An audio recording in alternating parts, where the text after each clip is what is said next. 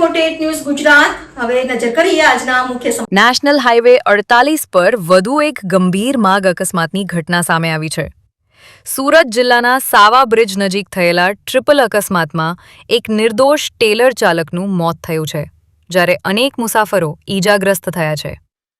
પ્રાપ્ત માહિતી અનુસાર નેશનલ હાઈવે 48 પર સાવા બ્રિજ નજીક એક કન્ટેનર પૂરપાટ ઝડપે આવી રહ્યું હતું, ત્યારે અચાનક તે ડિવાઈડર કૂદી સામેના ટ્રેકમાં ઘૂસી ગયું હતું।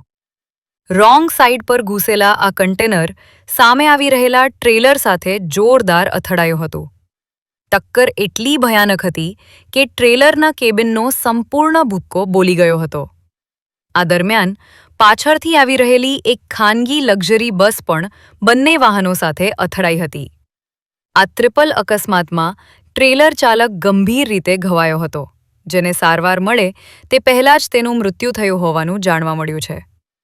બસમાં સવાર કેટલાક મુસાફરોને ઈજાઓ પહોંચી હતી, જેમને તાત્કાલિક 108 એમ્બ્યુલન્સ દ્વારા નજીકની હોસ્પિટલમાં ખસેડવામાં આવ્યા હતા।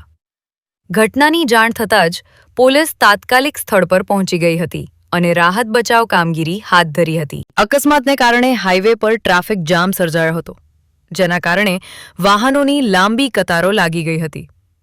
બાદમાં પોલીસે ક્રેનની મદદથી અકસ્માતગ્રસ્ત વાહનોને હટાવી ટ્રાફિકને પૂર્વવત કરવાનો પ્રયાસ કર્યો હતો।